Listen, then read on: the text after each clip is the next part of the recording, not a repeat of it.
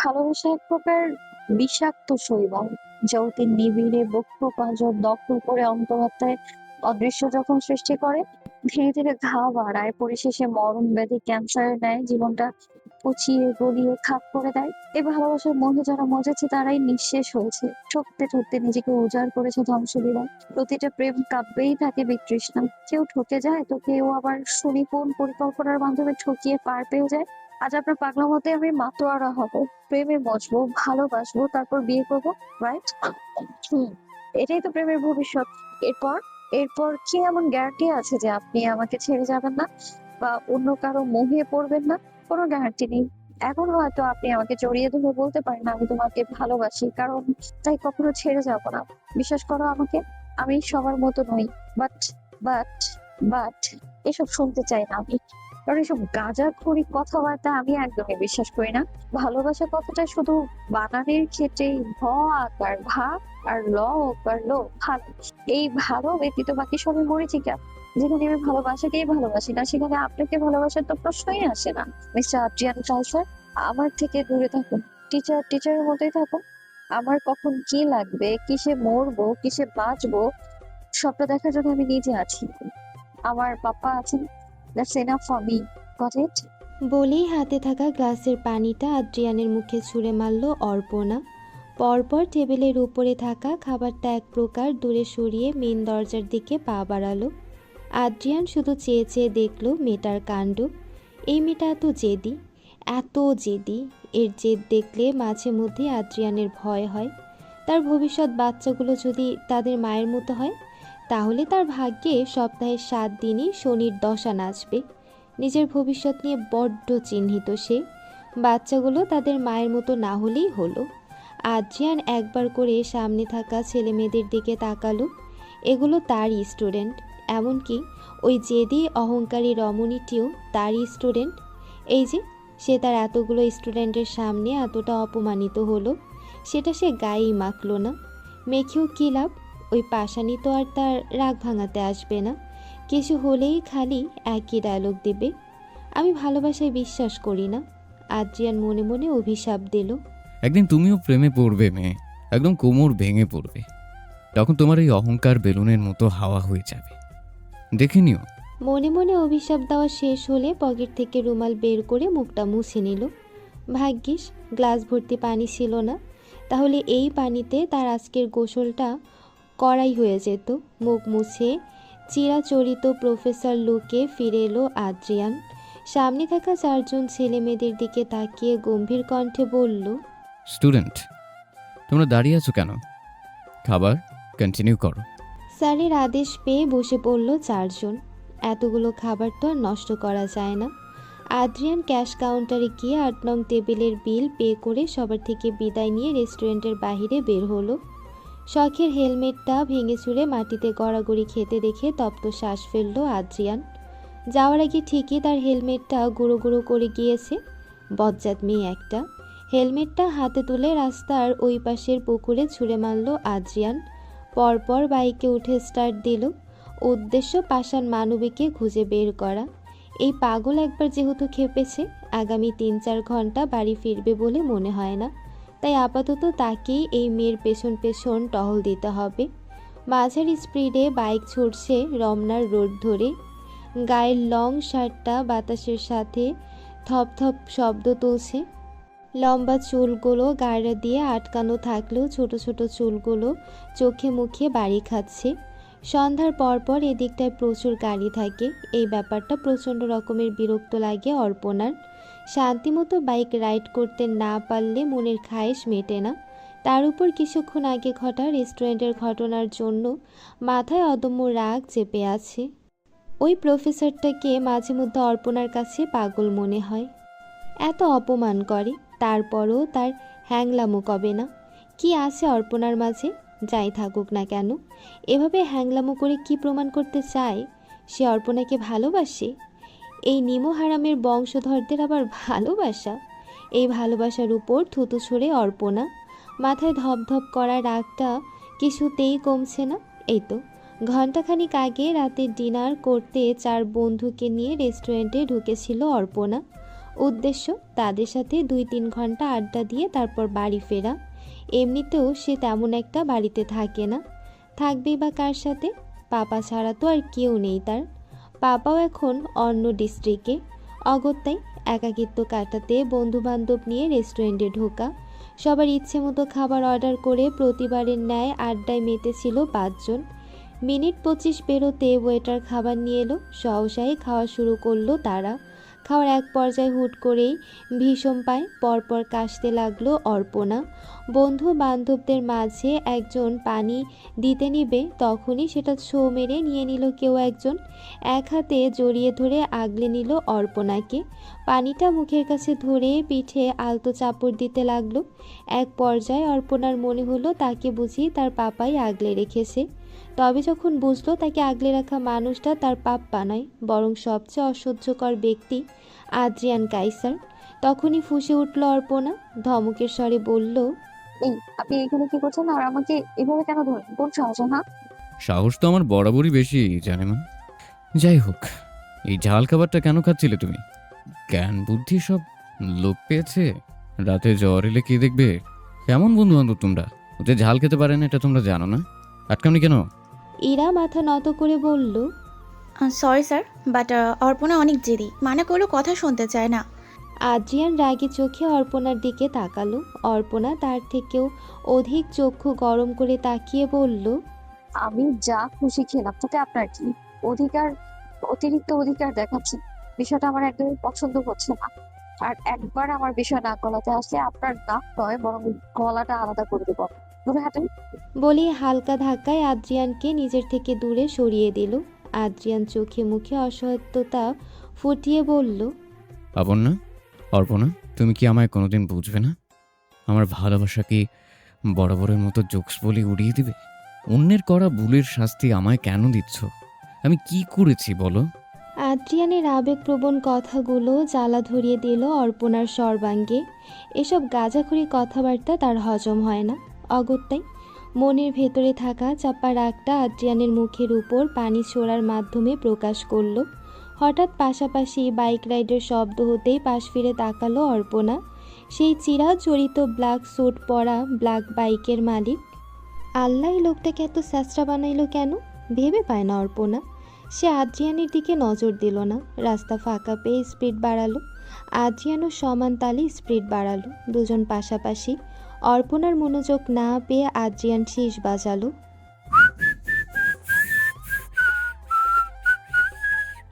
আমি শুধু চেয়েছি তোমায়। অর্পণা সেদিকে পাত্তাই দিল না। এরপরেও মনোযোগ না পেয়ে আদ্রিয়ান উচ্চস্বরেই বলল, এই যে উড়নচণ্ডী, বাড়ি ফিরবেন কখন? আপনাকে বলতে হবে? আপনি কি আমার বাপ নাকি চাচা যে আপনাকে কৈফিয়ত দেবো আমি? আদ্রিয়ান সাথে সাথে দাঁত দিয়ে জিভ কেটে দুদিকে মাথা নাড়িয়ে বলল, আস্তাগফিরুল্লাহ, নাউজুবিল্লাহ, তবা তবা। এই মেয়ে বলে কি? নিজের ভবিষ্যৎকে কেউ বাবা চাচার সাথে তুলনা করে? ব্যাখ্যাল মেয়ে। কে কার ভবিষ্যৎ? আপনি যে আমার ভবিষ্যৎ সেটা আপনি জানেন কি করে? কে আর হবে? তোমার মতো উড়নচণ্ডীকে কে ভালোবাসবে? ভাগ্যিস আমার রুচির দুর্ভিক্ষ চলছিল, নয়তো তোমার প্রেমে পিছলানোর মতো পোলা কিন্তু আমি নই। অর্পণা বাইকের স্পিড আর একটু বাড়িয়ে বলল। তাহলে রুচির সিভিট খান, রুচি ঠিক হয়ে যাবে। আদ্রিয়ানও সমান তালে স্পিড বাড়িয়ে বলল, এ রুচি ঠিক হওয়ার নয় জানেমান। I love you. রাগাস না, অতিরিক্ত করলে কিন্তু ভুলে যাবো তুই আমার প্রফেসর। হাট এখান থেকে। ইতিমধ্যে যে ভুলেই বসেছ সেটা তোমার তুই তোকারি করাতেই বোঝা যায়। সমস্যা নেই, আমার দাদু বলতো বিয়ের পর নাকি দাদিও রেগে গেলে আমার দাদুকে তুই তোকারি করতো। সেদিক থেকে তুমি এগিয়ে আছো। তুমি বিয়ের আগেই আমাকে তুই তোকারি করে জামাই জামাই ফিল দিচ্ছ। ইটস নট ব্যাড জানেমান। সামনে দুটো মোড়। এটাকে পিছু ছাড়াতে অর্পণা বামে মোড় নিল, তাও স্পিড হাই, বাট কাজ হলো না। হ্যাংলাটা ঠিকই পিছু নিয়েছে। অর্পণার মন চাচ্ছে এটাকে দাঁড় করিয়ে এখনই 20 থেকে 25টা থাপ্পড় দিতে। বেয়াদব থাকার। এর জ্বালায় শান্তিতে কিছু করাও যায় না। মন মতো খাওয়া ঘোরা এমনকি বাইক নিয়ে কোথাও যাওয়াও যায় না। টানা 20 মিনিট অজানা গন্তব্যে ছুটল দুজন। অর্পণা বারবার চেষ্টা করলো আদ্রিয়ানকে পেছন থেকে সরাতে, আর আদ্রিয়ান প্রতিবারের ন্যায় ছুটে গেল অর্পণার পেছন পেছন। হুট করে রাস্তায় সিগন্যাল পড়ায় দুজনেই থেমে গেল।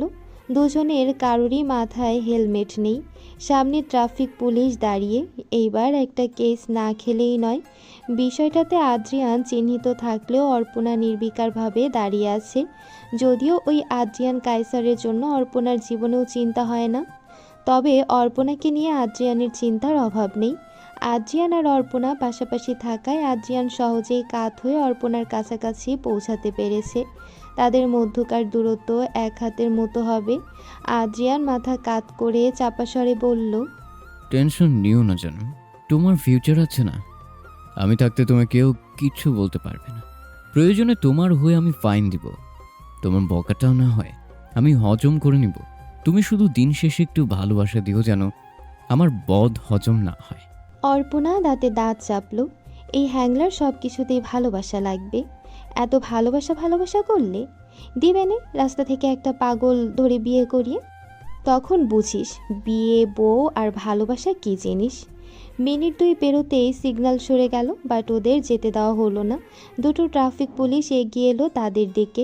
একদম ওদের সামনে এসে জিজ্ঞেস করলো, হেলমেট কোথায়? পকেটে। অর্পণার এহেন কথায় পুলিশটির ভ্রু কুঁচকে এলো। কিছুটা শাসানোর স্বরে বলল, মানে?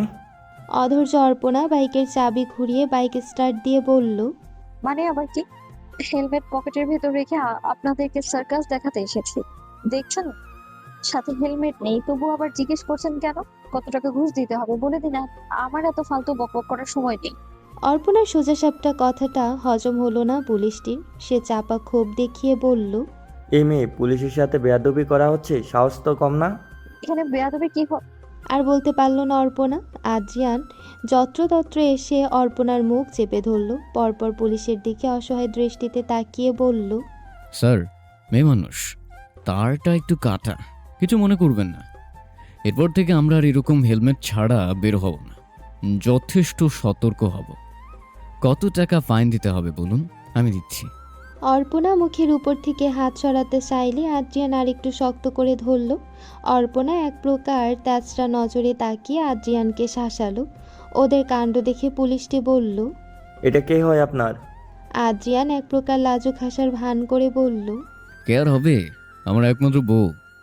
বউটা একটু উড়নচণ্ডী, বাট আমার অনেক আদরে স্যার। পুলিশটি মুখটাকে পাংশুটে করে বলল, নিজের বউকে সামলান, মুখটা একটু বেশিই চলে। দুজনের যেহেতু হেলমেট নেই, তার জন্য প্রতি 500 করে 1000 টাকা দিন। আদ্রিয়ান সেভাবেই পকেট হাতড়ে ওয়ালেট বের করে পুলিশের হাতে ধরিয়ে দিল। ওর কাণ্ডে বিরক্ত হলেও তিনি ওয়ালেট থেকে 1000 টাকার একটা নোট নিয়ে আবার ওয়ালেটটা ফিরিয়ে দিলেন। সাথে সতর্ক বাণীও ছাড়লেন কয়েকটা। আদ্রিয়ান সেসব মেনে নিয়ে অর্পণার দিকে অসহায় দৃষ্টিতে তাকিয়ে বলল, 5 মিনিটের জন্য মুখটা বন্ধ রাখো জান। এই রাতের বেলায় থানায় যাওয়ার কোনো ইচ্ছা নাই। Please please. বলেই অর্পণার মুখ থেকে হাত সরিয়ে দিল। আদ্রিয়ান সরতে দেরি, অর্পণার বাইকের গিয়ার চাপতে দেরি নেই। একদম ফুল স্পিডে পুলিশের সামনে দিয়ে চলে গেল। আদ্রিয়ান হতভম্ব হয়ে পুলিশের দিকে তাকালো। পুলিশটি দুদিকে মাথা নাড়িয়ে বুঝালো। এই বউ আপনার জীবনটা বরবাদ করে দিবে। তপ্ত শ্বাস ফেললো আদ্রিয়ান। সেও ছুটল অর্পণার পিছু পিছু।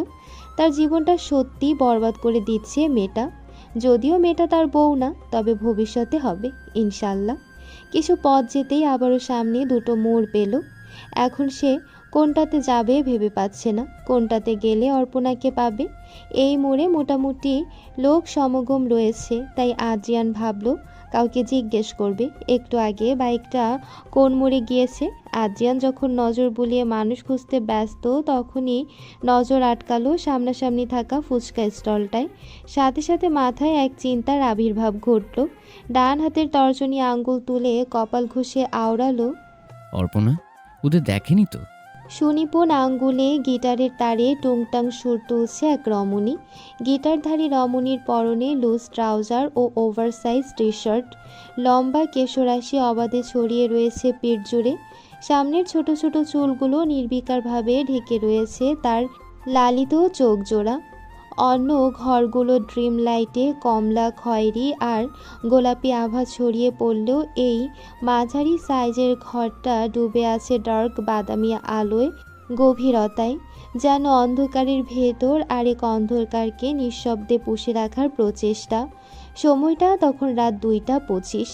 গত 15 মিনিট যাবৎ ফেসবুকে সরাসরি লাইভ চলছে। রমণীটি প্রায় মধ্যরাতে হুটহাট লাইভে আসে, গিটারের টুংটাং সুর তোলে, মন চাইলে গান গায়, কখনো সম্পূর্ণটা গায়, কখনো অর্ধেকটা গেয়েই থেমে যায়, আবার কখনো কোনো বাক্য ব্যয় না করেই হুট করে লাইভ ছেড়ে বেরিয়ে যায়। আজও ব্যতিক্রম হলো না। রাত 2টা 10 বাজতেই প্রতিটি ফ্যান ফলোয়ারের ফোনে নোটিফিকেশন ভেসে উঠল, পৃথা জাহান ইজ লাইভ। তার মানে পৃথা জামান লাইভে এসেছে। সবাই বলে জেনজিরা নাকি রাতে ঘুমায় না, তারই প্রমাণ পাওয়া গেল এই 15 মিনিটে। এটুকু সময় 5 লাখেরও বেশি মানুষ যুক্ত হয়েছে লাইভে, তাদের দৃষ্টি ফোনেতে নিবদ্ধ। ব্যাপারটা লাইভ হলেও তারা পৃথা জামানকে কখনো সরাসরি দেখেনি। যতটা দেখেছে এই বাদামি আলোয় কারোর আবছা অবয়ব। এখন প্রশ্ন আসে, তাহলে তারা কিসের টানে পৃথা জামানের লাইভে আসে? কেন সহ্য করে এই রমণীর বেপরোয়া কার্যক্রম? তার অবশ্য মুখ্য একটা কারণ আছে। এই রমণীর গানের গলা এবং গিটারের টুংটাং শব্দগুলো সবচেয়ে আলাদা। তার গাওয়া প্রতিটি গান হিট। আজ লাইভে যে গান গাইবে, গতকাল সেসব ফেসবুক, টিকটক, ইনস্টা, সাথে আরও অনেক সোশ্যাল প্ল্যাটফর্মে ভাইরাল হয়ে যাবে। যদিও তার এই পাবলিসিটি অর্জন একদিনের নয়, কয়েক বছর লেগেছে এমন একটা ফ্যানজম তৈরি করতে। রমণীটি যখন মন দিয়ে গিটারে সুর তুলছিল, তখন লাইভে থাকা ফ্যানরা বারবার মেসেজ করছিল পৃথা গান স্টার্ট করে। আজও ডিফারেন্স কিছু চাই, স্টার্ট। মেয়েটা সেসব মেসেজ দেখেনি, কখনো দেখার প্রয়োজনও মনে করেনি। তার যখন ইচ্ছে হয় সে তখন গান গায়, আর এটাই তার নিজস্ব নিয়ম। গিটারের টুংটাং শব্দে সময়ের ঘোর কাটে আরও 5 মিনিট। পরপর গিটারের সাউন্ড বাড়ল, তাতে দেওয়া হলো জেমসের মোস্ট ফেমাস সং ভিগি ভিগি এর সাউন্ড। ধীরে ধীরে গান ধরল রমণীটি। भीगी भीगी सी है रातें, भीगी भीगी यादें, भीगी भीगी बातें, भीगी भीगी आँखों में कैसी नमी है। आहा आहा आहा आहा आहा सपनों का साया पलकों पे आया, पल में हंसाया, पल में रुलाया, फिर भी ये कैसी कमी है। आहा आहा आहा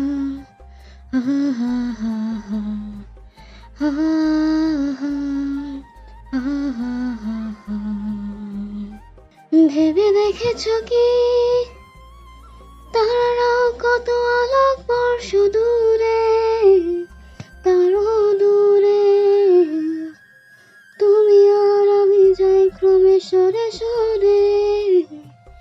ভেবে দেখেছো কি তারাও যত আলোক বর্ষ দূরে, তারও দূরে তুমি আর আমি যাই ক্রমে সরে সরে। হিন্দি আর বাংলা গানের সংমিশ্রণে জনতা পাগল প্রায়।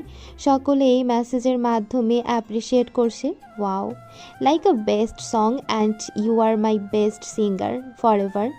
এসব অ্যাপ্রিসিয়েটগুলোকেও নজর দিয়ে দেখলো না অর্পণা।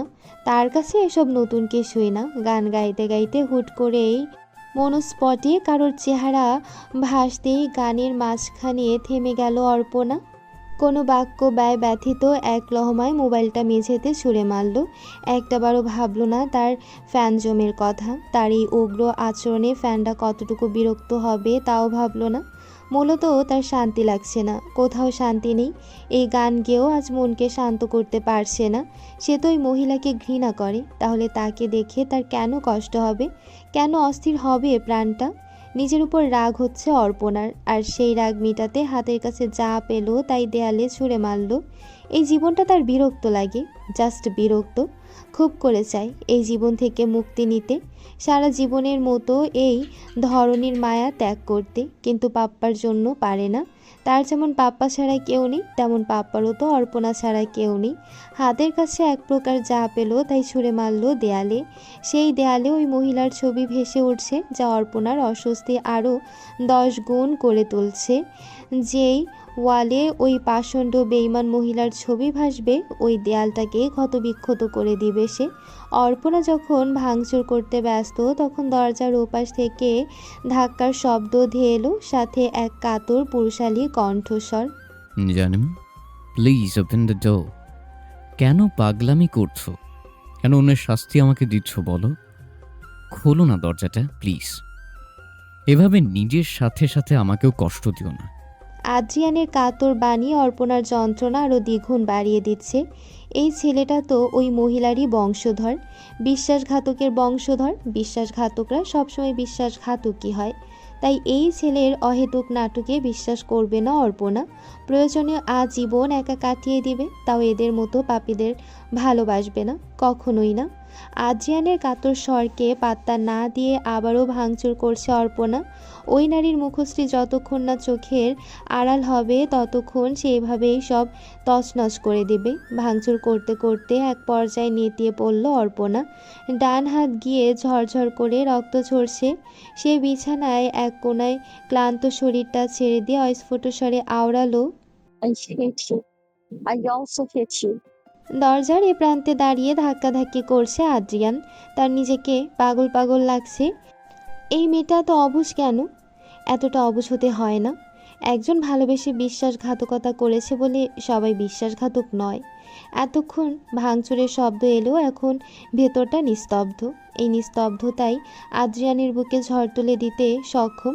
সে উন্মাদের মতো দরজা ধাক্কাতে ধাক্কাতে ডাকলো, জানিমান, ভাঙচুর করছো না কেন? কি হয়েছে তোমার? দরজা খোলো, নয়তো ভাঙচুর করো। তুমি ঠিক আছো? বলো না। অর্পণা, এই অর্পণা, অর্পণা রে, মেরে ফেলবি আমায়। টেনশনে মাথা ফেটে যাচ্ছে। প্লিজ জান, দরজা খোলো। অর্পণা, শিট, লাইফটাই হেল্প করে দিল। অতিরিক্ত টেনশনে মাথার চুল খামচে ধরল আদ্রিয়ান। তৎক্ষণাৎ পকেটে থাকা মুঠো ফোনটা বেজে উঠল। পকেট হাতড়ে ফোনটা সামনে আনতে স্ক্রিনে আঙ্কেল নামটা ভেসে উঠল। তাড়াহুড়া করে ফোন ধরতেই ওপাশ থেকে এক মধ্যবয়সী লোকের কণ্ঠস্বর ভেসে এলো, কি হয়েছে আদি? প্রিন্সেস হঠাৎ করে লাইফ থেকে বেরিয়ে গেল কেন? Is she okay? Tell me, all okay না? আদ্রিয়ান তপ্ত শ্বাস ফেলে ভঙ্গুর কণ্ঠে শুধালো, আপনার মেয়ে আমায় পাগল বানিয়ে দিবে আঙ্কেল। সব জায়গা থেকে ডোর লক করে রেখেছে। মেইন দরজা, বারান্দার দরজা, প্লাস জানালা সব দিক থেকে বন্ধ। এতক্ষণ ভাঙচুর করছিল, এখন তাও করছে না। ভিতর থেকে ন্যূনতম শব্দ বাহিরে বের করছে না। আমার নিজেকে বড্ড অসহায় লাগছে আঙ্কেল। ওর কিছু হয়নি তো? আদ্রিয়ানের কথায় ওপাশ থেকে মধ্যবয়সী লোকটারও অস্থিরতা বাড়ল। সে দ্রুততার সাথে জানতে চাইল, এমন করছে কেন ও? কিছু হয়েছে? কি হয়েছে বলো? অর্পণা তো এমনি এমনি ভাঙচুর করার মেয়ে না। আদ্রিয়ান আরও একটা তপ্ত শ্বাস ফেলল। এই কথাটা বলা কতটা শুভকর হবে তা তার জানা নেই, তবুও বলতে হচ্ছে। সে ধীর কণ্ঠে বলল, রাস্তায় পুপিয়ে রেখেছে, সাথে উনার। আচ্ছা, বুঝছি, আর বলতে হবে না। তুমি সকাল পর্যন্ত মেয়েটাকে দেখে রেখো, আমি সকালের আগেই ফিরছি। কিন্তু আঙ্কেল, আপনার ডিউটি। ওসব আমার কাছে কিছু না আদি। সবার আগে আমার প্রিন্সেস, ওর জন্য এমন হাজারটা জব এক লোহমায় ছেড়ে দিতে পারি। তুমি এই কল রাখো, আমি এখনই রওনা হব। ওপাশ থেকে কল কেটে গেল। পরিবেশ সম্পূর্ণ শান্ত। থেকে থেকে একটা প্যাঁচা আরেকটা কুপাখি ডেকে যাচ্ছে। যেই ডাকগুলোতে আদ্রিয়ানের ভয় দ্বিগুণ হারে বাড়ছে। ভয় লাগছে ভেতরে থাকা পাষাণ রমণীর জন্য, যেই পৃথিবীর সব কিছু বুঝে শুধু তাকে ছাড়া। এই পৃথিবীর সকল ভালো মন্দ সে নির্দ্বিধায় মেনে নিবে শুধু আদ্রিয়ানের ভালোবাসা ছাড়া। এই মেয়েটা যদি বুঝতো আদ্রিয়ান তাকে ঠিক কতটা ভালোবাসে, তাহলে কখনোই তাকে এতটা ইগনোর করতো না। তাহলে কি সে ভালোবাসা বোঝাতে ব্যর্থ? নাকি অর্পণা ইচ্ছে করেই তাকে বুঝতে চায় না? কেন বুঝতে চায় না? সে তার ফুপির রক্ত বলে? একজন ঠকিয়েছে বলে কি সেও ঠকাবে? এ কেমন বিচার? এই বিচার মানতে বড্ড কষ্ট হয় আদ্রিয়ানের। মেয়েটা তাকে বোঝে না, এক বিন্দু বোঝার চেষ্টাও করে না। দরজা খুলে ঘর থেকে বের হতেই দরজার বাহিরে দেয়ালে হেলান দিয়ে ঘুমিয়ে থাকা আদ্রিয়ানকে দেখে অর্পণার ভ্রু কুঁচকে এলো। এই হ্যাংলা এখানে কি করছে? সারা রাত এখানে ছিল নাকি? এসব আবার কি নাটক? এই ছেলে কি বোঝে না তার প্রতি অর্পণার বিন্দু পরিমাণ অনুভূতি কাজ করে না? না, অনুভূতি কাজ করে না বিষয়টা এমন নয়। তবে যেই অনুভূতিটা কাজ করে সেটা হলো শুধুমাত্র বিরক্তি। এই ছেলেকে দেখলে তার মনে চরম বিরক্তি জাগে, মন চায় থাপড়ে গাল লাল করে দিতে। তবে এখন যেহেতু তার দরজার পাশে হেলান দিয়ে ঘুমিয়ে আছে, তাই এটাকে ডেকে জাগিয়ে দেওয়ার দায়িত্ব তারই। অর্পণা কিছুটা ঝুঁকে আদ্রিয়ানের পরনের স্যুট টেনে ডাকলো। এই যে প্রফেসর, বাড়ি নেই, এখানে কেন ঘুমাচ্ছেন? সাথে সাথে ধরফরিয়ে উঠল আদ্রিয়ান। অর্পণাকে সামনে দাঁড়িয়ে থাকতে দেখে ওর দুবাহু আঁকড়ে ধরে বিচলিত কণ্ঠে শুধালো। তুমি ঠিক আছো জানেমান? কি হয়েছিল রাতে? ভাঙচুর করছিল না কেন? অর্পণা ভ্রকুচকে সন্ধিহান কণ্ঠে জিজ্ঞেস করলো। আপনি কি চান আমি ভাঙচুর করে আমার বাবার এত দাম দিয়ে কেনা ফ্ল্যাটটা ভেঙে গড়িয়ে দিই? আদ্রিয়ান চিহ্নিত মুখে হালকা হাসি ফুটিয়ে বলল। না না, তা বলিনি। মানে কাল তোমায় এত ডাকলাম, উত্তর করলে না যে? অর্পণা বাহু থেকে আদ্রিয়ানের হাত সরিয়ে বিরক্তি ভরা কণ্ঠে বলল। মন চায়নি করিনি। আর আপনাকে ডাকতে কে বলেছে? কতদিন নিষেধ করেছি আমার পেছনে সময় নষ্ট না করতে। আপনার প্রতি আমার বিন্দু মাত্র অনুভূতি নেই, সামান্য পরিমাণও না। আমার জন্য সময় নষ্ট করা শুধুমাত্রই সময় নষ্ট হবে। তাই বলবো, নিজের ভালোটা বুঝে নতুন কাউকে নিয়ে সংসার করা শুরু করুন। বয়স তো কম হলো না, 28 চলে। এবার একটা ভাবি আনুন। যদিও আপনাকে আমি ভাই হিসেবেও মানি না। আদ্রিয়ান সেসবে পাত্তা দিল না। এই মেয়ের এক কথা, এসব সেও বহুবার শুনেছে। আপাতত এসব শুনতে শুনতে তার বিরক্তি ধরে গিয়েছে, তাই এসব আর কানে দিবে না। আদ্রিয়ান তীক্ষ্ণ চোখে সামনে দাঁড়ানো মেয়েটাকে পরখ করতে লাগলো, কোথাও কোনো আঘাত কিংবা অঘটন ঘটিয়েছে কিনা। হিসাব মাফিক ডান হাতে একটা কাটা দাগ থাকার কথা কিংবা সফেদ রঙা ব্যান্ডেজ থাকার কথা, কিন্তু ডান হাতে তো মেয়েটা পকেটে ঢুকিয়ে রেখেছে। তাহলে সে এখন হাতটা দেখবে কি করে? আদ্রিয়ান কিছুটা গাঢ় নিঃশ্বাস ফেলে বলল। জানেমান, তোমার ডান হাতটা পকেট থেকে বের করো। কতটুকু কেটেছে আমি দেখতে চাই। এসব দেখে আপনার কি কাজ? আমি ব্যান্ডেজ করে নিয়েছি। এইসব আবার পাপাকে বলতে যাবেন না, তাহলে দেখা যাবে ইয়াংম্যান কাজকর্ম সব ছেড়ে তর্কিত করে গুছিয়ে আমার কাছে চলে এসেছে। অর্পণার মুখ থেকে কথাটা বেরোতে দেরি, ফ্ল্যাটের কলিং বেল বাজতে দেরি নেই। অর্পণার আগে কটমট করে আদ্রিয়ানের দিকে তাকালো। আদ্রিয়ান ঠোঁট চেপে এদিক ওদিক নজর ঘুরিয়ে নিজেকে সাধু প্রমাণ করতে চাইল। অর্পণা দেখলো সেই সাধুগিরি নির্ঘাত। ওপাশে পাপ্পা আছে। যদি ওপাশে পাপ্পা থেকে থাকে তাহলে এই চামচিকার আজ জান কবজের ব্যবস্থা করে দিবে সে, ফালতু লোক। অর্পণা ধীর গতিতে দরজার দিকে এগিয়ে দরজা খুলতেই ওপাশে কাঙ্ক্ষিত মানুষটিকে দেখতে পেল। এরশাদ জামান মেয়েকে চোখের সামনে দেখতে পেয়ে একপাশে জড়িয়ে ধরে বিচলিত কণ্ঠে শুধালো। আমার প্রিন্সেস, রাতে কি হয়েছিল তোমার? দরজা রক করে লেগেছিলে কেন? ভাঙচুর করছিলে? পাপ্পা তোমায় কতবার কল দিল, কিন্তু তোমার ফোন বন্ধ। তোমার পাপ্পার বুঝি টেনশন হয় না? বাবার আহ্লাদে অর্পণাও খানিকটা আহ্লাদি হলো। কিছুক্ষণ বাবার বুকে পড়ে থেকে কপট রাগ দেখিয়ে বলল। তো ইয়াং ম্যান, তুমি এখানে কি করছো? ডিউটি নেই? এরকম ফেলা ফেলা করে ডিটেকটিভের জব? তোমার চাকরি থেকে বের করে দেয় না? মেয়ের কথায় হাসলেন আরশাদ জামান। মেয়েকে সোজা করে দাঁড় করিয়ে দুটো হাত বের করে নিজের হাতের মুঠোয় নিলেন। ডান হাতটা ব্যান্ডেজে মোড়ানো, ওপর দিয়ে হালকা ছোপ ছোপ রক্তের দাগ বোঝা যাচ্ছে। আরশাদ জামান সেখানে হাত ছুঁয়ে আফসোসের স্বরে বললেন। ইস, এরকমটা কেন করলে আম্মু? অনেকটা কেটেছে নিশ্চয়ই। পাপ্পাকে টেনশন দিয়ে কি আনন্দ পাও বলো তো? অর্পণা হাত দুটো গুটিয়ে নিয়ে বাবার বুকে মাথা হেলিয়ে বলল। Sorry papa, won't do something like this again. বাবা মেয়ের সুন্দর মুহূর্তের মাঝে 2 কাপ কফি নিয়ে হাজির হলো আদ্রিয়ান। 2 কাপ দেখে অর্পণা ভাবলো তার জন্য বোধহয় বানায়নি, তাই সেদিকে পাত্তা না দিয়ে ব্যস্ত কণ্ঠে বলল।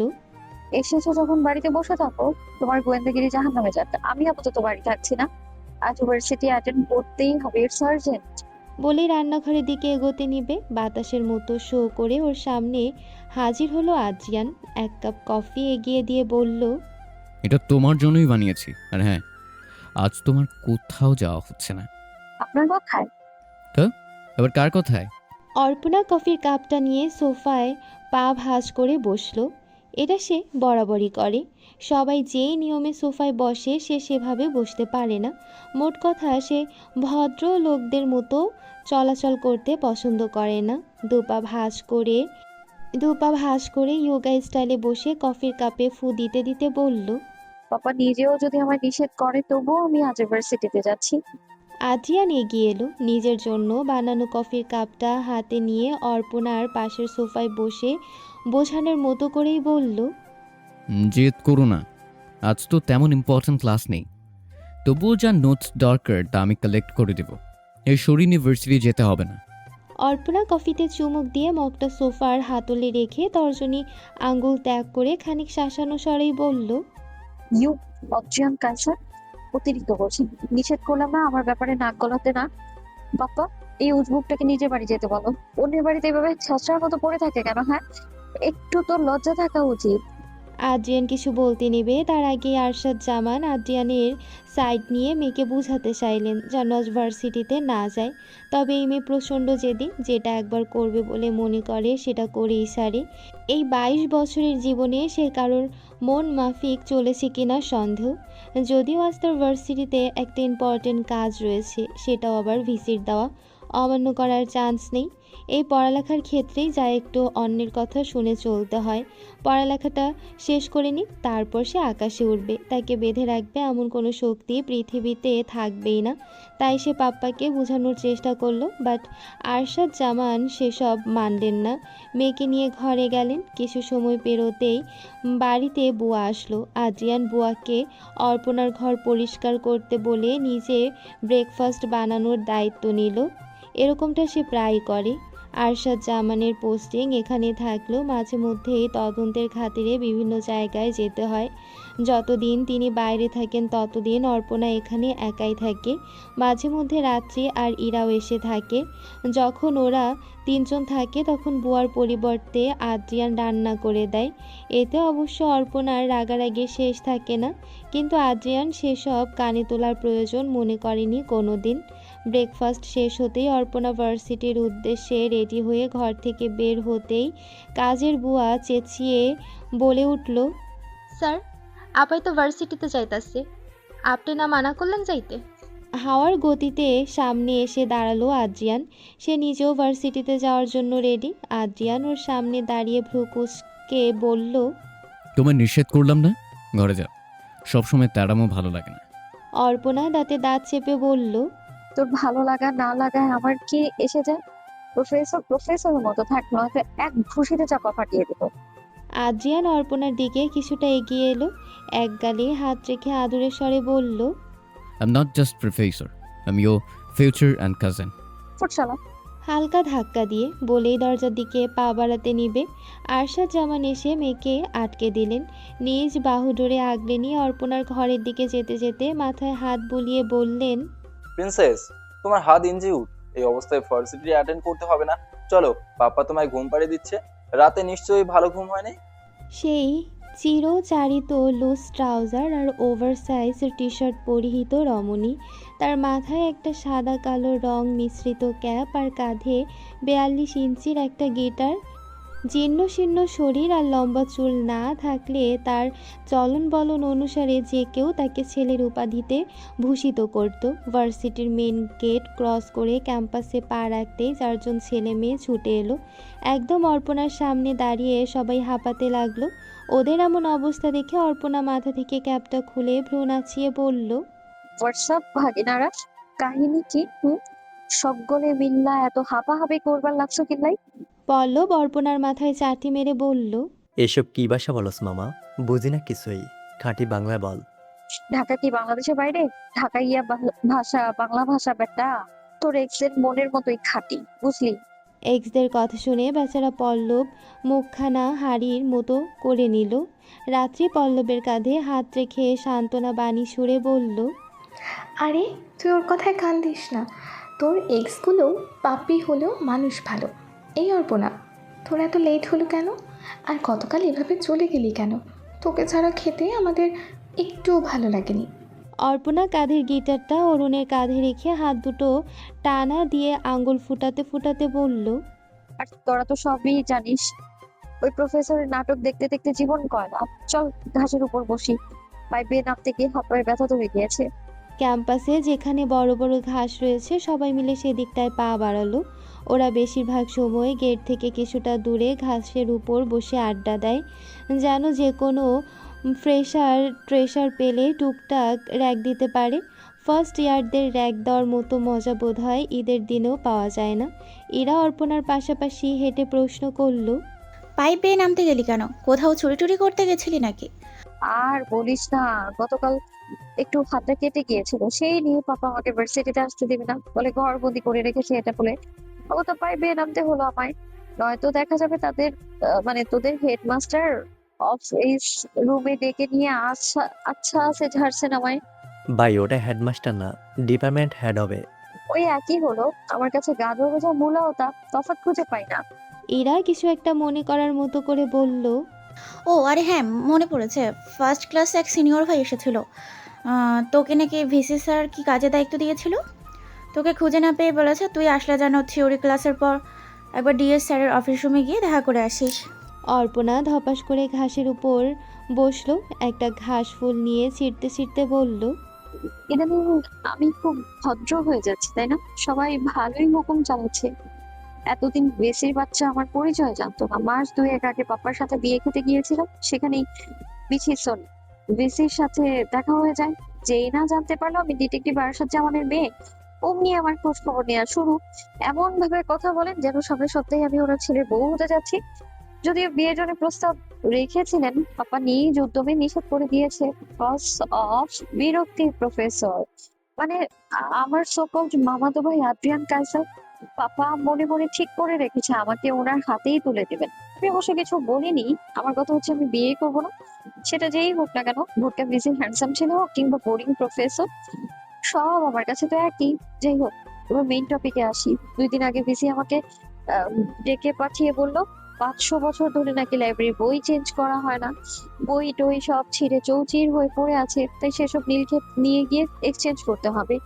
এখন আমার দায়িত্ব হচ্ছে কোন কোন বই এক্সচেঞ্জ করতে হবে তার লিস্ট বানানো। ভাবতে পারছিস আমি কত কাজের। নিজেকে ভদ্রতার সাগর মনে হচ্ছে আমার এখন।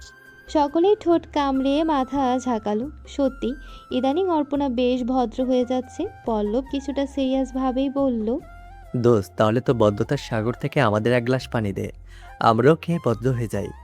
ভদ্র হওয়া লাগবে না, তোরা ভদ্র হলে ভদ্রটার শব্দটাও লজ্জায় কচু গাছে ফাঁসি দিয়ে আত্মহত্যা করার পায়চা করবে।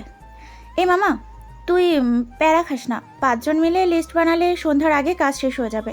তারপর উড়া ধরেছে। অরুণ কিছুটা কনফিউজড হয়ে বলল, লাইব্রেরিতে এখন যাবি? আজকে কিন্তু থিওরির ক্লাস আছে, বুঝিস? রাত্রি মোবাইলের স্ক্রিনে আয়না দেখতে দেখতে ঠোঁট দুটো পাউট করে বলল, ধুর, ওই পেট মোটা সফিকের বকবক কিছুই বুঝি না। আগের ক্লাসে নাকি পুরো ভেক্টর রিভিশন দিয়েছে, এদিকে আমি ভেক্টরের ভিও কমপ্লিট করতে পারিনি। অরুণ বিরক্তির স্বরে বলল, সেটা তোর প্রবলেম। পড়ালেখা না করে সারাদিন কোরিয়ান ড্রামা নিয়ে পড়ে থাকলে এরকমই হবে। রাত্রি মুখ বাঁকিয়ে বলল, হলে হবে, আমি তোর মতো বিদ্যাসাগর না যে কিছু হলেই বইয়ের ভিতর মুখ গুজে রাখবো। ওদের ঝগড়াঝাটি আজকের নয়, দুটো দুই মেরুর। অরুণ পড়ালেখায় ফার্স্ট ক্লাস আর রাত্রি মোটে টেনে টুনে পাশ করে, তাই এ নিয়ে ওদের মাঝে বাঘবন্তিটা লেগেই থাকে। এরা ওদের থামাতে ধমকের স্বরে বলল, এই তোরা থামবি? অর্পণ কি করবে? থিওরি ক্লাস ব্যাক দিবি? অর্পণা এতক্ষণ বসে বসে ঘাসের ফুল ছিঁড়ছিল আর ওদের কথা শুনছিল। এবারও ওর হাতে থাকা সকল ফুল অরুণের মুখে ছুঁড়ে মেরে অলস ভঙ্গিতে বলল, তোদের বলেছি কোথায় চিল্লাস? থিওরি শুরু হবে 12টায়, শেষ হবে 2টায়। তারপর আমরা টানা 3-4 ঘন্টা কাজ করব, সাথে কিছু জুনিয়র সিনিয়ররাও থাকবে। তো সেন্টি কোকেন মামা। তো এই 1 ঘন্টা কি করবি? এন্টারটেইনমেন্ট। কিভাবে? রাত্রি হ্যান্ডব্যাগ থেকে লিপস্টিক বের করে ঠোঁটের ভাঁজে দিতে দিতে বলল, এই পল্লব শোনা, যাও তো ফার্স্ট ইয়ারের রাষ্ট্রবিজ্ঞান ডিপার্টমেন্ট থেকে 2টো ছেলে নিয়ে আসো, জুনিয়রদের খোরমা দেখতে মন যাচ্ছে। অরুণ নাক সিটকে বলল, জাস্ট বিরক্তিকর। ওর নাক সিটকানো দেখে রাত্রির আগে ফেটে পড়ল। সে অরুণের হাত থেকে বইটা কেড়ে নিয়ে দূরে ছুঁড়ে মেরে রাগে ফুঁসতে ফুঁসতে বলল, তোর কি বে, তোর কি? আমার কথা শুনতে এত বিরক্ত লাগলে শুনিস না, যা। বলতে বলতে কণ্ঠ ভেঙে এলো মেয়েটার, চোখ দুটো চিকচিক করছে, ভাব এমন যেন এখনই কেঁদে দিবে। এই মেয়েটাকে নিয়ে বন্ধুমহল সত্যি বিরক্ত। ওদের 5 জনের মাঝে রাত্রি সবচেয়ে আদুরে, কিছু হলেই অভিমান করে কেঁদে কেটে বন্যা বানিয়ে দিবে। অরুণ আর চোখে রাত্রিকে দেখে অর্পণাকে ইশারা করলো যেন বিষয়টা দেখে নেয়। অর্পণা হাতে থাকা ক্যাপটা ঘোরাতে ঘোরাতে বলল, অরুণ, তুই সবসময় এমন করিস। এ রাত্রি একদিন রাতে একটা বস্তা নিয়ে বের হবি তো, ওইটাতে অরুণকে পুরো বুড়িগঙ্গে ভাসিয়ে দেবো। হ্যাপি? মেয়ে মানুষের নাটক দেখতে দেখতে আজ 18টা এক্স জমা হয়েছে, তাই এসব মেয়ে মানুষের ঢং সহ্য হয় না পল্লবের। সে হাত পা ছড়িয়ে ঘাসের উপর শুয়ে পড়ে বলল, তখন নাটক শেষ হলে বলিস। এখন আমরা কিভাবে এন্টারটেইন হতে পারি? জীবনে এন্টারটেইনমেন্টের দুর্ভিক্ষ চলতেছে, কিছু একটা কর। এরা বলল, আয় সবাই মিলে একটা গান গাই। গতকাল কিন্তু অর্পল লাইভে পুরো ফাটিয়ে দিয়েছিল, একদম হিন্দি বাংলা মিক্সড করে অসাম হয়েছে গানটা। যদিও পুরোটা গাওয়া হয়নি, তবুও সকাল থেকে ইনস্টাতে তোলপাড়, সব জায়গায় এক গান। থাম, সেসব কথা বাদ। লাইভ নিয়ে আলোচনা করা আমার পছন্দ না। অরুণ, তুই গিটার বাজা, আমার ডান হাতে ইনজিউর্ড। অরুণ গিটারটা সামনে এনে টুংটাং করতে করতে বলল। কোনটা গাইতে চাস? পল্লব বলল, লাস্টবার সবাই মিলে একটা গান শিখেছিলাম না, ওই যে এখন অনেক রাত, ওইটা গা। ওকে, স্টার্ট। অরুণ হাতের ধাঁচ বাড়ালো। গানে তেমন পারদর্শী না হলেও সে ভালোই গিটার বাজাতে পারে। তাদের বন্ধুমহলে 5 জনের কণ্ঠই সুন্দর, তবে অর্পণারটা বেস্ট, ওর সাথে কারোর তুলনা হয় না। রাত্রিবাদে সবাই মিলে একসাথে শুরু করলো।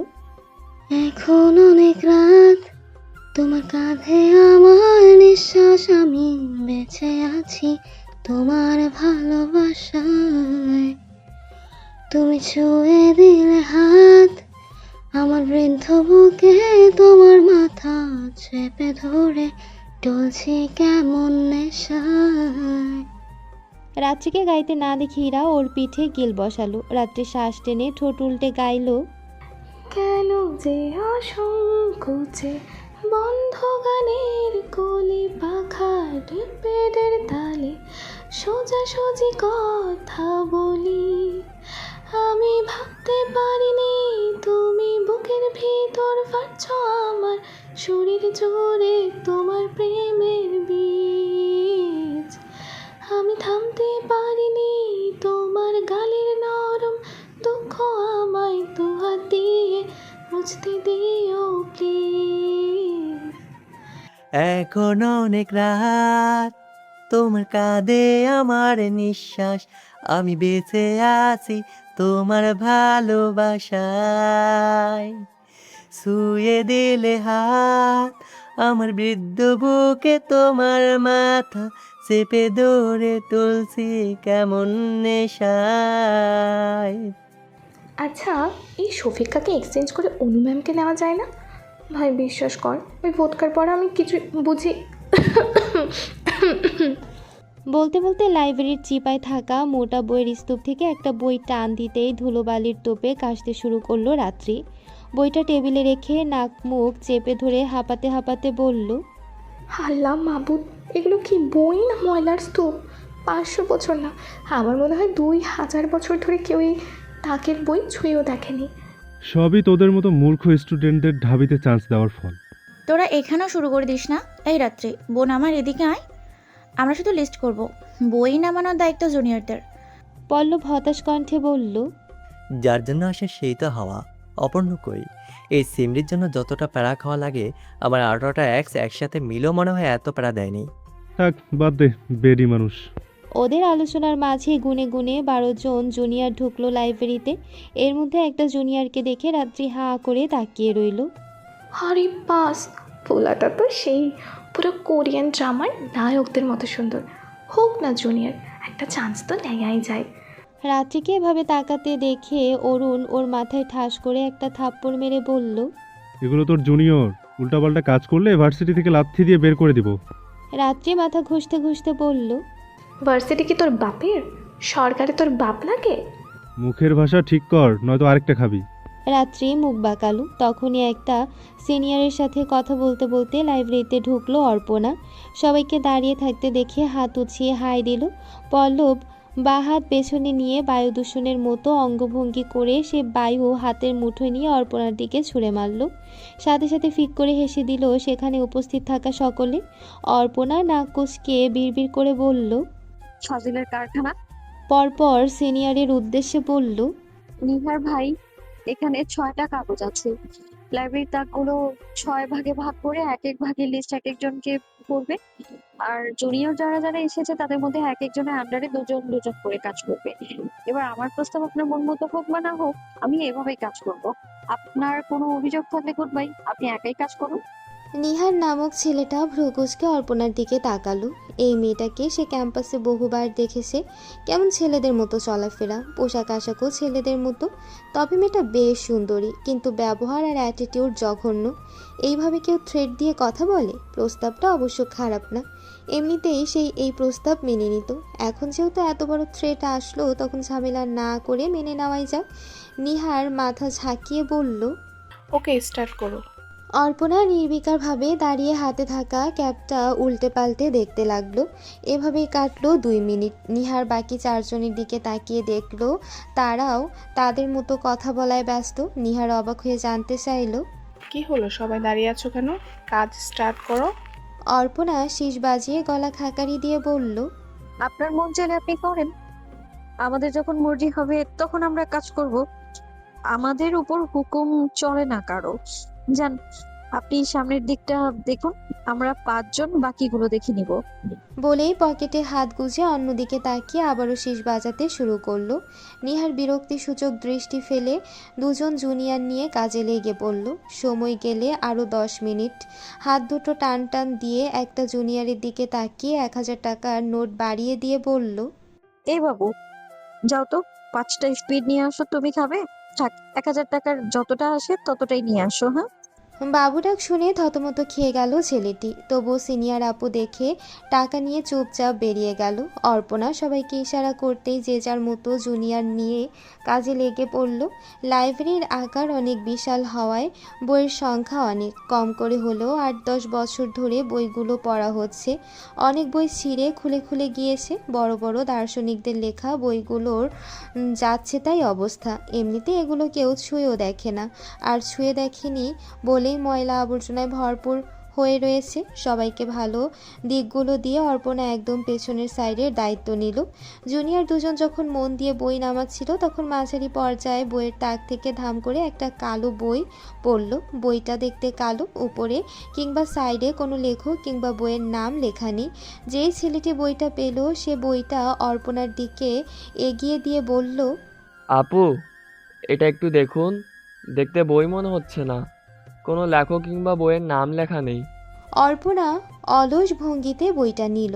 হাতে নিয়ে প্যাকেট থেকে রুমাল বের করে বইটা মুছতেই বুঝলো এটা একটা ডায়েরি। ডায়েরিটা কালো এবং বেশ মোটা।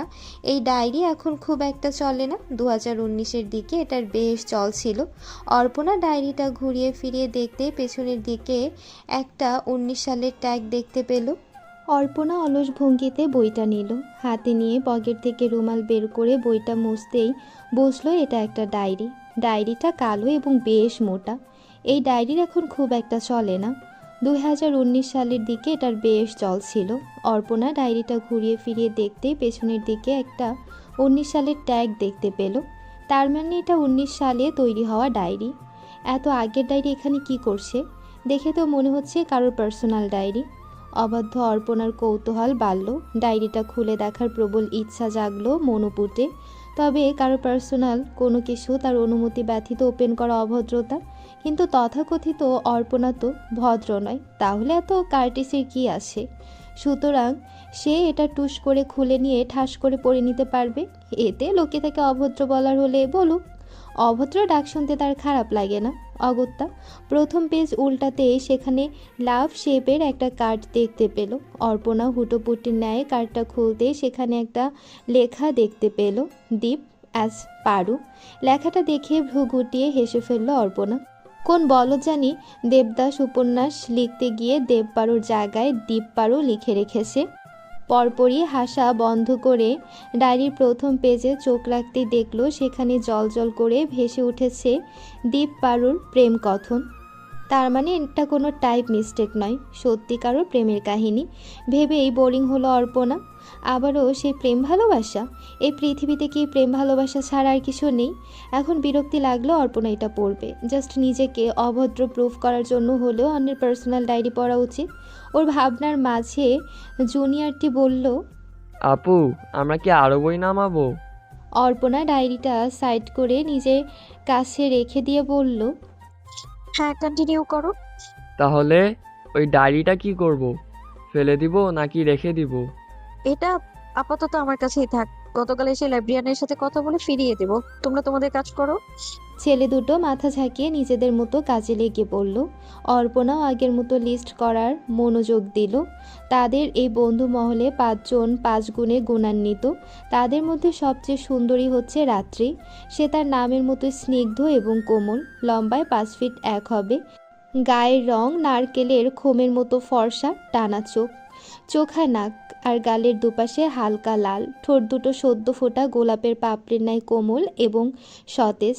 রাত্রির মহাগুণ হচ্ছে সে খুব ভালো সাজতে এবং সাজাতে পারে।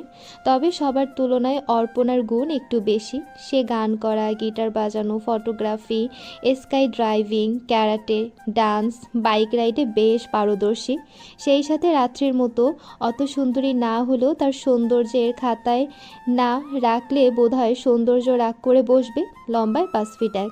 তার চোখ দুটো হরিণের মতো গোল আর বড় বড়। যখন পলক ঝাপটায় তখন দেখলে শুধু দেখতেই মন চায়। মুখের সাইজটা একদম সরু চিকন, যেখানে সর্বদা মায়া মিশ্রিত থাকে। হালকা বোচা নাক, শিমুল তুলার ন্যায় ত্বক, সরু পাতলা ঠোঁট। এরার গায়ের রংটা কিছুটা চাপা এবং তার স্বভাব অত্যন্ত সাদামাটা। সে যেমন সাদামাটা তেমন ওর গায়ের রঙও সাদা। লোকে বলে শ্যামলাদের নাকি সাদা রঙে বেমানান লাগে। ঠিক ওই কারণেই জেদিরা সর্বদা সাদা গাউন, সাদা কুর্তি, সাদা সালোয়ার স্যুট পরে থাকে। মোট কথা হচ্ছে লোকের যা সহ্য হয় না সে ওটাই করবে। কি এমন ঠেকা পড়েছে যে অন্য লোকের কথা মতো জীবন যাপন করতে যাবে? ওসব ভদ্রতা চুল হয়ে যাক। যেই ভদ্রতা আমাদের আত্মসম্মানকে আমের আঁটির মতো মাটিতে লুটোপুটি খাওয়ায়। সে লম্বায় 5 ফিট 2, গায়ের রং শ্যামলা, সরু চোখা নাক, ঠোঁটটা গাঢ় বাদামি, অত্যন্ত এভারেস্ট চেহারা। সেখানে মায়া ব্যতীত এক্সট্রা কিছুই খুঁজে পাওয়া যায় না। এরা আর্ট অ্যান্ড ক্রাফটে বেশ পারদর্শী। তাদের বন্ধু মহলে নাম করা ছ্যাঁকাখোর হচ্ছে পল্লব। তার বর্তমানে 18টা এক্স জমা হয়েছে। কজ অফ মেয়েদের ন্যাকামি। সে বেচারা ন্যাকা মেয়েদের টলারেট করতে পারে না। তাই আপাতত 18 জনের সাথে ব্রেকআপ করে নিজেই মাঝে মধ্যে ডিপ্রেশনে চলে যায়। কবে তার মনের মতো একটা মেয়ে পাবে যে তার মতো স্ট্রং মাইন্ডের হবে, কথায় কথায় প্যারা দিবে না। পল্লব দেখতে খুব সুন্দর, যে কোনো মেয়েরা প্রথম দেখায় মুগ্ধ হতে বাধ্য। আপাতত পল্লবের এই মেয়ে পটানোর গুণ ব্যতীত কিছুই নেই। বলতে গেলে পল্লবের একটা গার্লফ্রেন্ডও তারা স্বচক্ষে দেখেনি, তবে সে মেয়েদের সাথে ভালোই ফ্লার্টিং করে। এরপর বাকি থাকে অরুণ। সে পড়াশোনায় দুর্দান্ত। পরিসংখ্যান ডিপার্টমেন্টে সে বরাবরই ফার্স্ট ক্লাস। তার হাতের লেখা প্রিন্টের থেকেও সুন্দর, যেন এক একটা অক্ষর তার মেজারমেন্ট অনুসারে বসানো। গায়ের রং লাল ফর্সা, দেখতে বেশ সুন্দর, তবে পল্লবের মতো অতটা নয়। ওরা দুজনেই লম্বায় 5 ফিট 9। পেছন থেকে দেহের গঠন দেখে বোঝার উপায় নেই কোনটা অরুণ আর কোনটা পল্লব। ওদের 5 জনের বন্ধুত্ব হয়েছিল এক প্রকার অদ্ভুতভাবেই। অর্পণা তখন ফার্স্ট ইয়ার। ভার্সিটির এন্ট্রি গেট পেরোতেই সিনিয়রদের খপ্পরে পড়ে। অর্পণা বরাবরই জেদি, তথাকথিত অভদ্র, তাই নিজেকে অভদ্র প্রমাণ করতে তর্কাতর্কিতে লিপ্ত হয়। অ্যাট লাস্ট তর্ক শেষে সিনিয়ররা যখন ওকে ছেড়ে দেয় তখন সে ফিরতে ঘাড়তেরামো করে বলে, এতক্ষণ আপনাদের দেওয়া টাস্ক নিতে আমি রাজি হইনি, কারণ আমার কারো হুকুম মানতে ভালো লাগে না। এখন আমার মর্জি হয়েছে একটা টাস্ক নিতে। বলুন কি করা লাগবে? কঠিন কিছু দেবেন, আলতু ফালতু কাজে আমি আবার এন্টারটেইনমেন্ট খুঁজে পাই না। ওর অভদ্র বেপরোয়া আচরণ দেখে সিনিয়ররা চরম ক্ষেপে গিয়েছিল। আবার শুরু হয় তর্কাতর্কি। সেখানে থাকা একটা ছেলে জানতো অর্পণা ডিটেকটিভ আরশাদ জামানের মেয়ে, তাই সবাইকে ওর কথা মেনে নিতে বলে। অ্যাটলিস্ট সেখানে থাকা একটা মেয়ের আগের তোপেই ওকে টাস্ক দেয়। টাস্কটা এমন ছিল যে এই মুহূর্তে ভার্সিটির গেট দিয়ে যে ঢুকবে তাকে হাঁটু গেড়ে প্রপোজ করতে হবে। অ্যাট দ্য সেম টাইম একসাথে তিনজন ভার্সিটির গেটে পা রাখে, আর তারা হচ্ছে পল্লব, অরুণ আর ইরা। এই তিনজনের আবার আগে থেকেই বন্ধু ছিল, একসাথে একই কলেজে পড়েছে, এখন আবার ভার্সিটিতে ভর্তি হয়েছে। একসাথে তিনজনকে ঢুকতে দেখে সবাই অর্পণার সাথে বেশ মজা নিচ্ছিল, কারণ নিয়ম মাফিক ওকে এখন 3বার হাঁটু গেড়ে তিনজনকে প্রপোজ করতে হবে। অর্পণা তাদের মজা উড়ানোকে এক প্রকার পায়ে পিষে অ্যাটিটিউড সমেত তিনজনের সামনে দাঁড়ালো, পরপর হাঁটু গেড়ে মুখ বাঁকিয়ে হেসে বলেছিল, তোরা আজ থেকে আমার বন্ধু হকে না করার চান্স নেই। আমি বলেছি মানে তোরা আমার বন্ধু। আর হ্যাঁ, আমার বন্ধু হতে গেলে কিছু রুলস মানতে হবে। আমি যেভাবে ইচ্ছা চলবো, কোনো কমেন্ট করতে পারবি না। খারাপ কাজ করে কিংবা ভালো কাজ সবকিছুতেই আমার সঙ্গ দিতে হবে। সারাদিন ঝগড়া করলেও ছেড়ে যাওয়ার চান্স নেই। স্বার্থপরের মতো পল্টিবাজি করা বন্ধ। স্মোক করার স্বভাব থাকলে এখন থেকে অ্যাভয়েড করবি, কারণ আমার স্মোকার একদমই পছন্দ না। এর মধ্যে একটা রুলস ব্রেক করলে লাঠি দিয়ে ফ্রেন্ড সার্কেল থেকে বের করে দেওয়া হবে। আন্ডারস্ট্যান্ড? এবার হাত মিলা। একটা অচেনা মেয়ের অদ্ভুত আচরণ দেখে তারা প্রথমে তিনজন ভড়কে গেল, পরবর্তীতে নিজেদের মতো একটা আইটেম পেয়ে খুশি খুশি হাত মিলিয়ে নিল। অর্পণার দেওয়ার রুলসগুলো তাদেরও বেশ মনে ধরেছে। সুস্থ ফ্যামিলির সন্তান হওয়ায় অরুণ আর পল্লব কারোরই স্মোক করার অভ্যাস ছিল না, সুতরাং আতপাগল অর্পণার সাথে আরও 3টা আতপাগল যুক্ত হলো। তার 1 থেকে 1.5 মাস পর অরুণের সাথে ঝগড়ার মাধ্যমে তারা রাত্রিকে পায়। ওরা 4 জন তখন কর্জন হলের পাশ দিয়ে যাচ্ছিল, এমন সময় একটা মুড়ির ঠোঙ্গা এসে অরুণের মুখের উপর পড়ল। অরুণ দাঁত কটমট করে ঠোঙ্গা কোথা থেকে এসেছে সেটার উৎস খুঁজতেই ভাবের কলসি রাত্রিকে দেখতে পেল। সে মহা আনন্দে মোবাইলের ক্যামেরায় তাকিয়ে নিজের ঠোঁটে লিপস্টিক দিচ্ছে। এদিকে তার খাওয়া মুড়ির ঠোঙ্গা উড়ে কার মাথায় পড়ল সেটা যেন তার কোনো খেয়ালই নেই। অরুণ রেগে মেগে মুরগির ঠোঙ্গাটা রাত্রির মুখে ছুঁড়ে মেরে বলল, এই যে ভাবের কলসি, এটা কি হলো? কি হলো? মুড়ি খেয়ে মুড়ির ঠোঙা ডাস্টবিনে না ফেলে আমার মাথায় ফেলা কি ধরনের ভদ্রতা? রাত্রি ভাব নিয়ে বলল, আমি তো ঠিক জায়গায় ফেলেছি, আপনি রেগে যাচ্ছেন কেন? মানে কি? এখানে ডাস্টবিন কোথায় পেলেন আপনি? রাত্রি তার ফোন এগিয়ে দিয়ে অরুণের মুখের সামনে ধরে বলল, এই যে ডাস্টবিন, ভালো করে দেখে নিন। হোয়াট? আমাকে আপনার ডাস্টবিন মনে হয়? একদম। তারপর দুজনেরই উধম ঝগড়া চলল, কেউ কাউকে ছাড় দেওয়ার মতো না। এদিকে অর্পণা, পল্লব আর ইরা বুকে হাত বেঁধে ওদের ঝগড়া দেখছে। ওদের এভাবে দাঁড়িয়ে থাকতে দেখে অরুণ ওদের দিকে তাকিয়ে রাগী কণ্ঠে বলল, তোরা এখানে সিনেমা দেখতে এসেছিস? এই মুড়ির ঠোঙাকে কিছু বল। রাত্রি তর্জনী আঙ্গুল তুলে শাসিয়ে বলল, ডোন্ট কল মি মুড়ির ঠোঙা, মাই নেম ইজ রাত্রি, ওকে? অরুণ কিছু বলতে নিলে অর্পণা থামিয়ে দিয়ে বলল, তোদের ঝগড়া আমার ভালো লাগছে, সুতরাং আজকের পর থেকে আমাদের ভালো লাগানোর জন্য হলেও তোদের একসাথে থাকা চাই। এই যে রাত্রি নাকি পাচ্ছি, আজ থেকে তুই আমাদের বন্ধু। পল্লবকে ফ্রেন্ডশিপের রুলস গুলো বুঝিয়ে দে। এভাবে হুটহাট কোনো আয়োজন ছাড়াও ওদের বন্ধুত্ব হয়ে যায়। তারপর একসাথে পথ চলতে চলতে আজ ওরা 3য় বর্ষে রানিং। এই 3 বছরে তাদের বন্ধুত্বের বন্ধন ভাঙার বদলে বহু গুণ দৃঢ় হয়েছে, একে অপরের অভ্যাসে অভ্যস্ত হয়েছে। কাজ শেষ হতে হতে সন্ধ্যা প্রায়, বই নামানো, তারপর লিস্ট করে ভালো ভালো বইগুলো সাজিয়ে রাখা, এর মাঝে খাওয়া দাওয়া, টুকটাক গান বাজনা, আড্ডা, এভাবেই কেটেছে পুরোটা সময়। যেই জুনিয়রগুলো এসেছিল তারা এখন 5 জনের অনেক বড় ফ্যান। ভার্সিটি লাইফে ফ্রেন্ড সার্কেল অনেক দেখা যায়, তবে এই ফ্রেন্ড সার্কেলটা আলাদা। সবগুলোই ঘাড়তারা, তবে মন খুব ভালো, সাথে ওদের স্ট্রং ফ্রেন্ডশিপ। ঠাস ঠাস বুলেট ছোড়া আর লাফঝাপ দিয়ে ফ্রি ফায়ার খেলায় মত্ত অর্পণা, এটা তার অন্যতম ফেভারিট কাজ। ওসব টিকটক, ইনস্টা, রিলস তার পোষায় না। মুভি টুভি দেখা তো একেবারেই অপছন্দের। অর্পণা যখন এনিমি মারতে ব্যস্ত তখনই হাত থেকে ফোনটা কেড়ে নিল কেউ। অর্পণা জানে এই কাজটা কার, ওই হ্যাংলা প্রফেসর বাদে এই কাজ কেউ করতেই পারে না। অর্পণা দাঁতে দাঁত চেপে কিছু বলতে নেবে, তখনই আদ্রিয়ান ওর দিকে ঝুঁকে মুখ চেপে ধরে বলল, একদম চুপ, কোনো কথা বললে অন্যভাবে মুখ বন্ধ করতে বাধ্য হব। অর্পণা বিরক্তির দৃষ্টিতে তাকালো। ঝুঁকে আসার ফলে আদ্রিয়ান অর্পণার মুখের অনেকটা কাছাকাছি। সহসা আদ্রিয়ানের বুকে সজোরে ধাক্কা দিয়ে নিজের থেকে সরিয়ে দিল। আদ্রিয়ান কিছুটা পিছিয়ে গিয়ে অর্পণার হাত রাখা জায়গাটায় হালকা ম্যাসেজ করে বলল, থ্যাংক ইউ। এখানে খুব যন্ত্রণা হচ্ছিল, তুমি ছুঁয়ে দেওয়ার সাথে সাথে যন্ত্রণা কমে গিয়েছে। এরকম করে মাঝে সাথে ছুঁয়ে দিও জানিমান, তাহলে আমাকে রেগুলার পড়তে হবে না। অর্পণা দাঁতে দাঁত চেপে উঠে বসলো। তার দৃষ্টি আদ্রিয়ানের হাতে থাকা ফোনে স্থির। মুখের ভেতর একসাথে 6টা চুইংগাম দিয়ে রাখার ফলে কথা বলতে পারছে না। আদ্রিয়ান ধপ করে অর্পণার পাশে বসে পড়ল। পরপর হাতে থাকা ফোনটা ঘুরাতে ঘুরাতে বলল, অর্পণ, তুমি তো খুব ভালো রাইড করতে পারো, তাই না? অর্পণার চোখে জিজ্ঞাসা। এমন প্রশ্ন করার কারণ কি? আদ্রিয়ান সেটা বুঝতে পেরে বলল, তোমার উচিত আমার মনের রাজ্যটা একবার ঘুরে আসা, তাহলে বুঝতে পারতে আমি তোমাকে ঠিক কতখানি ভালোবাসি। অর্পণা বিরক্তিতে চোখ ঘুরালো। আদ্রিয়ান এবার সিরিয়াস ভঙ্গিতে অর্পণার দিকে ঝুঁকে বলল, ইদানিং দেশের পরিস্থিতি খুব খারাপ, তোমার উচিত একটা সেফ জায়গায় আশ্রয় নেওয়া। অর্পণা মুখের চুইংগাম এক গালে রেখে বলল, রাফেজের ভিডিও থেকে ফ্লার্টিং শিখে আমার সাথে ফ্লার্ট করতে আসলে এক লাথি দিয়ে বাড়ি থেকে বের করে দেবে। অন্যের ফোন কেড়ে নেওয়া কেমন অসভ্যতা না? আমার ফোন দিন। দিব না। কেন? এটা কি তোর বাপের মোবাইল? না, এটা আমার বউয়ের মোবাইল।